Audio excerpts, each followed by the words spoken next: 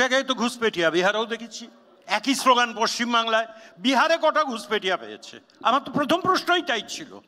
তাহলে একই দাঁড়ান বলার সময় আমি বলিনি, এটা ন্যারেটিভ তৈরি করার চেষ্টা, হিন্দু মুসলমান তৈরি এবং ন্যারেটিভ তৈরি।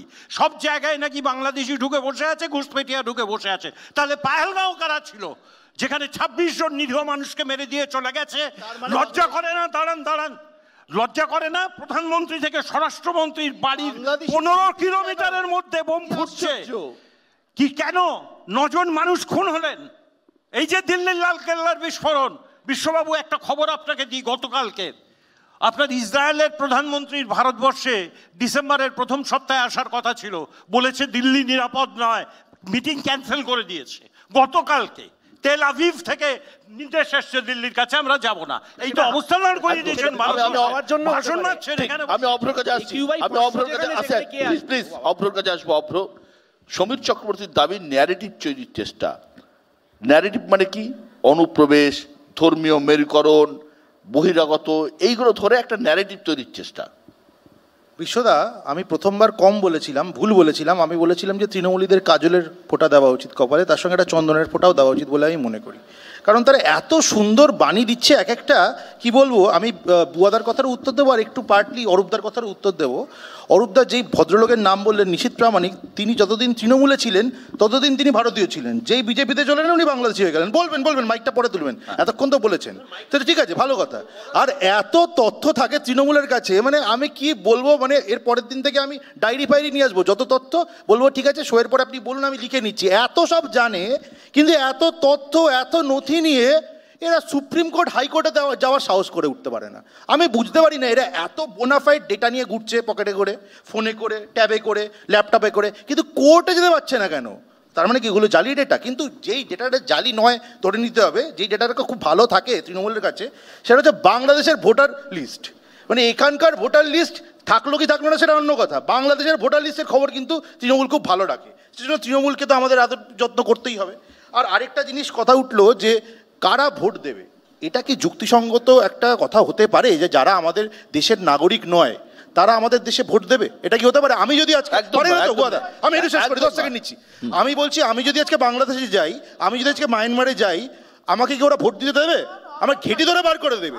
তাহলে same approach applies to India also. 36 lakh voter untraceable বা ফেক ভোটার আছে, তার মধ্যে যে অনুপ্রবেশকারী নেই এটা আপনি হরফ করে বলতে পারবেন? আর দ্বিতীয়ত, বিহারের ট্যাক্স কালেকশন কম, বিহারের জিডিপি কম, বিহারে পার ক্যাপিটা ইনকাম কম, তাও বিহার ডেটা এন্ট্রি অপারেটর কিন্তু নিযুক্ত করতে পারে। আর সেখানে আমাদের রাজ্য ডেটা এন্ট্রি অপারেটর নিতে দিল না বিহারদের, তারপর বড় বড় ডায়লগ মারছে। আমি অভ্র নিজের প্রশ্নের উত্তর নিজেই, আমি জাস্ট ওয়ান লাইনে দিয়ে দিই, নিজের প্রশ্নের উত্তর নিজে দিয়ে দিচ্ছে। বাইরের নাগরিক ভোট দিতে পারে না, কিন্তু এমএলএ হতে পারে। এক, দ্বিতীয় কথা, অন্য রাষ্ট্রের লাভলি খাতুন, আমি ভাই বলেনি না, আলোরানী সরকার তোমার বলার সময় একটা কথা, আলোরানী সরকার তো কোর্টে প্রমাণিত বলি, এবার আলোরানী কোর্টে যাচ্ছে, আমি বলছি আলোরানী কি করে হাঁটু কাঁপছে কেন? আচ্ছা, আলোরানী কোর্টে যদি হাঁটু কাঁপছে, আলোরানী কি করে আধারে গেল? চ্যালেঞ্জ করছি, স্বপন মজুমদারের কাছে হেরে তো আধারে গেল, মিথ্যে কথা বলা থেকে কোর্টে যায়, বনগা দক্ষিণে হেরেই তো আধারে গেল। আরে আমি বলছি অরূপদা, এত তথ্য আমি সম্মান জানিয়ে বলছি, আমি সম্মান জানিয়ে বলছি। ঠিক আছে, আচ্ছা আচ্ছা, আমি দুটোই নিয়ে নিচ্ছি, নকল নবিশ চলবে না। আমাকে দিয়ে দিয়েছে, আমি নিয়ে নিয়েছি, আমি ছাড়ার পাত্র নই। আমি বলছি পরিষ্কার, যদি এত বোনাফাইড তথ্য থাকে তাহলে কেন কোর্টে যাচ্ছে না? তাহলে কেন কোর্টে যাচ্ছে না? ভয় পাচ্ছে কেন? ভয়টাই গণতন্ত্র। ওরা ওখানেও বলতে দেবে না, এখানেও বলতে দেবে না, ওখানেও বলতে দেবে না, এখানেও বলতে দেবে না, এটাই গণতন্ত্র। আরে অরুণদা তো ভয় পাচ্ছেন কেন? বুপটা ফেলে দাও, ভয় পাচ্ছেন কেন? কৌস্তবের বুপটা আছেই। আমি বলবো তৃণমূল বিজেপি, আচ্ছা আচ্ছা ছোট করে সুমনের কাছে চলে আসি। আমি প্রশ্ন দিতে পারিনি, এক লাইনার, ওয়ান লাইনার, আবার ওয়ান লাইনার, কতগুলো ওয়ান লাইনার? ও বলল যে নির্বাচনী প্রসেসে অংশগ্রহণ করা অন্যায়। দেশের প্রধানমন্ত্রী গিয়ে বলছে আপকি বার ট্রাম্প সরকার, বাইরের ভোটে গিয়ে অংশগ্রহণ করে স্লোগান দিচ্ছে, তারা বড় বড় জ্ঞানের বাণী শোনাবে, না আছে হাত না আছে পা, মানে মাথা মুন্ডু নেই। কৌস্তবের কাছে আছি। কৌস্তব, এই যে লড়াই, এই যে একটা বাইনারি, যে কথা তুমি মঞ্চে বলেছিলে, ভাষণে বলেছিলে, এটা বাইনারি হচ্ছে, এবং এই লড়াইয়ে ঠিক তোমরা কোন জায়গায় দাঁড়িয়ে আছো? প্রথম তো কেয়া দেবী বললেন যে, ঠিকই তো বললেন যে বিএলওরা শুধু মারা যাচ্ছে না, চাকরি প্রার্থীরা মারা যাচ্ছে, সারদার এজেন্টরা মারা গেছে, কারেক্ট তো। কিন্তু এই সারদার এজেন্টগুলো বা পরিবারগুলো কি দেখছে? খাটের তলায় টাকা নিয়ে তাদের জামিন হয়ে যাচ্ছে। অন্য সব ছেড়ে দিন, বিজেপির নেতা, আমি নাম বলতে চাইছি না, বিজেপির নেতা বেলেঘাটায় মারা গেল, তার বিরুদ্ধে ব্যবস্থা হচ্ছে না। 2021 সালে অমিত শাহ নির্বাচনের আগে এসে দলিতদের বাড়িতে খেতেন, আর নির্বাচনের পর হেরে যাওয়ার পর বিজেপি কর্মীরা আক্রান্ত হলো, বিজেপি কর্মীরা খুন হলো, অমিত শাহ এসে কলকাতায় এসে সৌরভের বাড়িতে খেয়ে পালিয়ে চলে গেলেন। আমি বলছি যে এই দেখুন কে কেস লড়ছে, বিকাশ রঞ্জন ভট্টাচার্য। 100 দিনের কাজের টাকা বন্ধ হয়ে গেছে, তৃণমূল চুরি করেছে ঠিক, তৃণমূল ফলস কাট করেছে ঠিক, কিন্তু একজনকে হাইকোর্ট তো বলেনি চুরি হয়েছে ভাই, বিজেপি সুর মেলাচ্ছ কেন? বিজেপি সুর মেলাচ্ছ কেন? এই তৃণমূল বিজেপি একই রকম, বিজেপি সুর মেলাচ্ছ কেন? একজন চোরের বিরুদ্ধে ব্যবস্থা নেয়নি বিজেপি, একজনের বিরুদ্ধে ব্যবস্থা হয়নি। আবাস যোজনা, রোজ কেন্দ্রীয় এজেন্সি আসছে বড় বড় স্করপিও করে, একজনের বিরুদ্ধে ব্যবস্থা নেই। সুমন, এই এসআইআর ইস্যু কোন রাজনৈতিক দলকে ডিভিডেন্ড দেবে? শেষ পর্যন্ত সবই তো ভোটের লড়াই। আমি তো অগ্রাণী শীতের রাতে নিষ্ঠুর শিশির ঘাত, আমি শব্দগুলোকে এক্সপ্লেনেশন করিনি, কিন্তু পদ্মগুলি গিয়াছে মরিয়া বলেছি একবার। যেটা আমাদের দেখুন মানে উত্তেজনা ইত্যাদির মাঝে টেকনিক্যাল জিনিস তো মাথায় রাখতে হবে। সিএতে পশ্চিমবঙ্গ থেকে কতজন নাগরিকত্ব পেয়েছে? 8 জন। এবার নীলাদ্রিবাবু যেটা বলছেন, আমি অন্য কারো বক্তব্য, নীলাদ্রিবাবু যখন বলছেন, নীলাদ্রিবাবু যখন বলছেন যে সিএর বিরোধিতা করা যাবে না, বিরোধিতা করলে মুখ্যমন্ত্রীকে ইস্তফা দিতে হবে, তাহলে তো প্রথম হেমন্ত বিশ্ব শর্মাকে ইস্তফা দিতে হবে। ওনার সিএ নিয়ে কি স্ট্যান্ড ছিল? তাহলে তো জুবিন, যাকে এখন গোটা দেশ আইকন করছে, তিনি সিএর বিরোধিতা করেছিলেন। আরে আমি কৃষি আইনে তো পরে ঢুকছি, অতটা সবাই জানে না, হোয়াটসঅ্যাপ ইউনিভার্সিটিতে কৃষি আইন থাকে না, that is a different story. But আমি যেটা স্ট্রেট, যদি তুমি সিএকে, আমি তো চাই, আমি জোর গলায় বলছি যে প্রত্যেক বাঙালি হিন্দু যে ঢুকবে তাকে নাগরিকত্ব দিতে হবে। তো সেটা আসামেও দেওয়া হোক, হেমন্ত বিশ্ব শর্মা মেনে নিক, মেঘালয়ের কর্ণাট সাংমা মেনে নিক, মিজোরামের মেনে নিক, যেখানে এনডিএ সরকার আছে সেখানে কি আপনি বাঙালিদেরকে নাগরিকত্ব সিএ দিতে পারবেন? তো আপনি ওইখানে বসে একটা জিনিস বলবেন, দেখুন নরেন্দ্র মোদীও বলে, নরেন্দ্র মোদী যখন মিজোরামে যান তখন বলেন যে ভ্যাটিকান আমার কত প্রিয়, আর যখন উত্তরপ্রদেশে যান তখন বলেন রাম মন্দির কত প্রিয়। ইউ মাস্ট বি, আপনি শুনুন, আপনি ইউ মাস্ট বি, যখন you are talking about constitution, you must know it is eligible for every state, it is not eligible for only the debate in the studio. হ্যাঁ, সিএর বিরোধিতা, আইনের বিরোধিতা যে কেউ করতে পারে, কিন্তু আইন মানতে প্রতিটা সরকার বাধ্য। দুটোর মধ্যে তফাৎ আছে। ব্যক্তি হিসেবে বিরোধিতা করা, রাজনৈতিক দল হিসেবে বিরোধিতা করা, এবং মুখ্যমন্ত্রী হিসেবে, রাজ্যের মন্ত্রী হিসেবে আইন মানা। কোনো মুখ্যমন্ত্রী যদি বলেন দেশের আইন আমি মানব না, তাহলে প্রথমে তার পদত্যাগ করা উচিত। পদত্যাগ করেছেন মেঘালয় চিফ মিনিস্টার। কে আজ এই প্রসঙ্গটা আজকে ভাষণে বলছিল, সব থেকে ইম্পর্টেন্ট প্রসঙ্গ যে মতুয়া, এই মতুয়াদের একটা সংখ্যা বিরাট, এবং তাদের মধ্যে একটা কিন্তু আতঙ্ক ছড়িয়েছে, এটা নিয়ে কোনো সন্দেহ নেই। যে কারণে গত এই বুধবার শ্রমিক ভট্টাচার্য দিল্লিতে নির্বাচন কমিশনের সাথে দেখা করেছিলেন, এবং তারা আরও অনেকেই ছিলেন, তারা মতুয়াদের নিয়ে বার্তা দিতে বলেছেন। এই মতুয়াদের যে মধ্যে যে আতঙ্কটা ছড়াচ্ছে, বিজেপির ওই এলাকার সিটগুলো, বনগাঁ, বাগদা, গাইঘাটা, স্বরূপনগর, একটা হিউজ মতুয়া ভোট বিজেপি পেয়েছিল, এবং সিটগুলো বিজেপি পেয়েছিল। কোথাও কি এটা মানে আতঙ্ক বা অনিশ্চয়তা তৈরি হচ্ছে মতুয়াদের মধ্যে? আপনার প্রশ্নের মধ্যেই ধন্যবাদ জানাই যে অন্তত একটা কথা ব্যবহার করেছেন, যে আতঙ্ক ছড়িয়েছে। যদি আতঙ্ক ছড়িয়ে থাকে, সেই ছড়ানোর দায়িত্বটা হচ্ছে তৃণমূল কংগ্রেসের।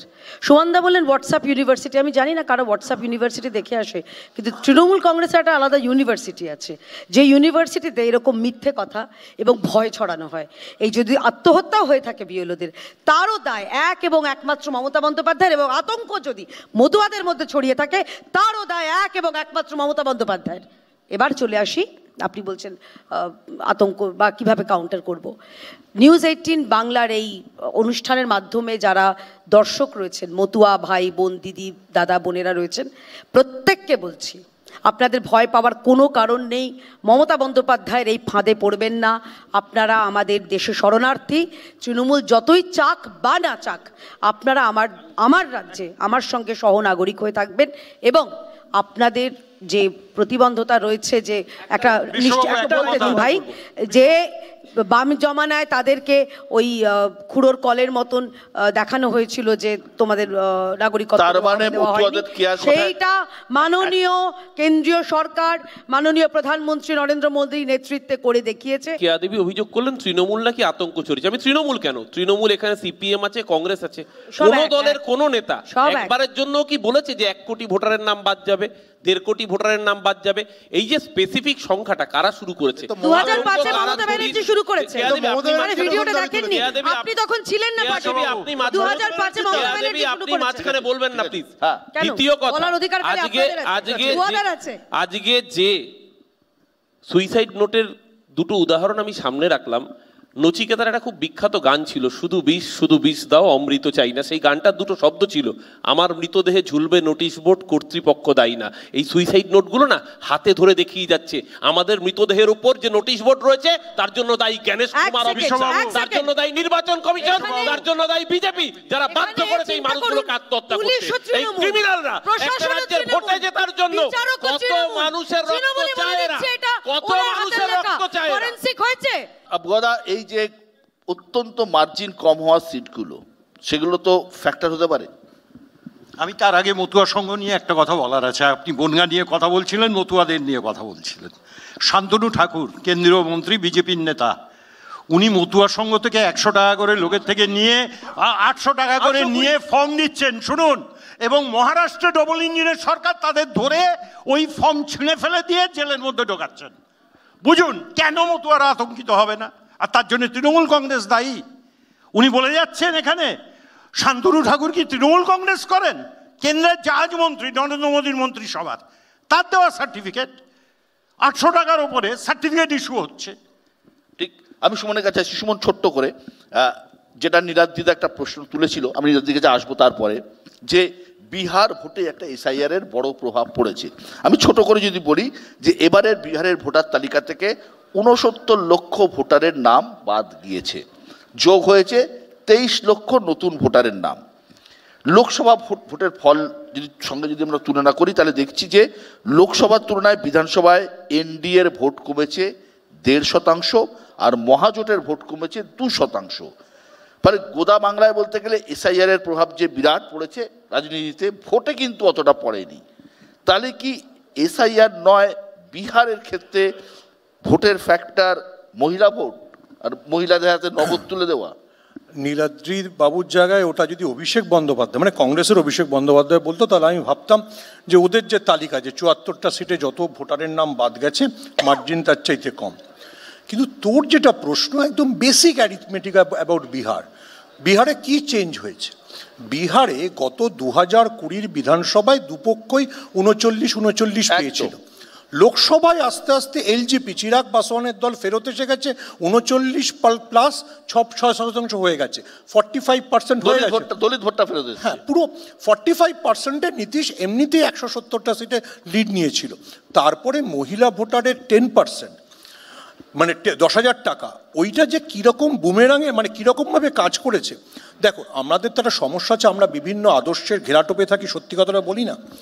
বামেরা কিছুতেই বলবে না সিপিআইএমের দুর্গ যে সিটে কোনোদিন দীপঙ্কর ভট্টাচার্যরা হারেনি, সেখানে মহিলা ভোট গিয়ে একদম এনডিএর খাতায় উপচে পড়েছে। তাহলে বুঝতে হবে যে ভাতের লড়াই বলে যে এতদিন ধরে যারা বামপন্থীরা যেটা চিৎকার করেছিল, সেটাকে মহিলা ভোট দিয়ে সেটাসাইড করে দিতে পেরেছে এনডিএ।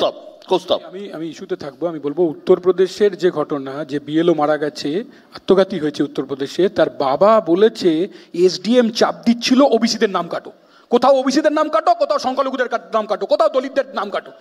এই প্রক্রিয়া চলছে এবং বিজেপির নেতৃত্বে এটা চলছে, মানুষকে হ্যারাস করা হচ্ছে। নীলাদ্রিদা, বিহারের সঙ্গে বাংলার একটা বড় ফারাক বা পার্থক্য হলো বিহারের বুথ স্তরে বিজেপি বা জেডিইউ এর যে সংগঠন রয়েছে, বাংলায় বিজেপির সেই সংগঠন নেই, এবং অমিত শাহ কিন্তু এই নিয়ে বারবার সতর্ক করেছেন। তো এই এসআইআরে বুথ স্তরের সংগঠন তো একটা বড় দরকার। আপনাদের চ্যানেল সহ বিভিন্ন চ্যানেল যে এক্সিট পোল দিয়েছিল তাতে বিজেপিকে 120 থেকে এনডিএকে 120 থেকে 150 দেওয়া হয়েছিল। এনডিএ ফাইনালি পেল 200-র বেশি। নীতিশ সুশাসন অনেক দিন ধরে চালাচ্ছে, এবার হঠাৎ কি হলো যে ভোটের হার এভাবে বিজেপির বেড়ে গেল এবং মহিলা ভোট এত বেশি পড়লো? আসলে উত্তরটা সেখানেই লুকিয়ে আছে। এসআইআর এর ফলে নাম কাটার জন্য এনডিএ জেতেনি, এসআইআর এর সমর্থনে মানুষ ভোট দিয়েছে, বিশেষ করে মহিলারা। সেটাই ইলেকশন কমিশন নাম কাটে না কেন? তৃণমূল ভোটার নাম রাখতে পারে কেন? কি করে বলুন? মহিলা ভোটকে কোনো ক্রেডিট দিচ্ছেন না কেন? মহিলা ভোটকে কোনো মহিলারা 10,000 করে পেয়েছে বলে ভোট দিয়েছে, এটা যারা বলছে তারা বিহারের মহিলাদের অপমান করছে। মহিলাদের ভোট দিয়ে কেনা যায় না। এই যে এসআইআর এর সমর্থনে ভোট হচ্ছিল, এটা শুনে আমার সেই পুরনো সুভাষ চক্রবর্তীর যোগ পড়ে গেল, মনে পড়ে গেল। স্টেজে বলা হচ্ছে মার্ক্সবাদ মার্ক্সবাদ, আসলে কিন্তু কর্মী সমর্থকরা শুনছিল মাছ ভাত মাছ ভাত মাছ ভাত। আসলে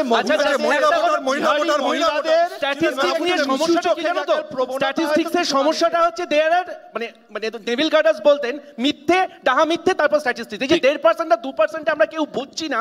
কাটিয়ার যেটা হচ্ছে গিয়ে কংগ্রেসের সংসদীয় এরিয়া, সেখানে তোমরা এসআইআর নিয়ে বোঝাতে পারোনি, তোমরা কিন্তু মানুষকে কিচ্ছু বোঝাতে আমরা পারিনি, এটা আমাদের ব্যর্থতা। আমি ওইখানে তো বললাম কালকে পার্থ চ্যাটার্জি জিতলে এইটাও প্রমাণিত হবে যে এসএসসিতে চুরি হয়নি। এইটা কোনো যুক্তি হতে পারে না। ঠিক এসআইআর নিয়ে যখন সবাই অঙ্ক কষছে, বিজেপি, তৃণমূল, সিপিএম, কংগ্রেস, সবাই সমস্ত রাজনৈতিক দল অঙ্ক কষছে, তখন এক বাঙালি গণিতজ্ঞের কথা বলে শেষ করছি। প্রেসিডেন্সি কলেজ থেকে পাশ করে লন্ডন ইউনিভার্সিটিতে পড়তে গিয়েছিলেন, সেখানে গণিতে অর্থাৎ ম্যাথমেটিক্সে গোল্ড মেডেল পান তিনি। দেশে ফিরে সিভিল সার্ভিস পাশ করেন, আমলা হন। তার নাম সুকুমার সেন, দেশের প্রথম নির্বাচন কমিশনার। সেই সুকুমার সেনকে নেহরুকে সুকুমার সেন বলেছিলেন যে ভারতবর্ষের মতো দেশে তাড়াহুড়ো করে ভোট করা যাবে না, ভারতের মতো দেশে ভোট করতে গেলে যথেষ্ট সময় এবং ধৈর্য দুয়েরই প্রয়োজন রয়েছে। অনেকে বলেন ভারতে গণতন্ত্রের বা নির্বাচন কমিশনের ভিত গড়েছিলেন সুকুমার সেন, আর তার শির দ্বারা শক্ত করেছিলেন টিএন শেষন। 2026-এর নির্বাচন শুধু রাজনৈতিক দলগুলির কাছে নয়, নির্বাচন কমিশনের কাছে কিন্তু অনেক বড় অগ্নি পরীক্ষা।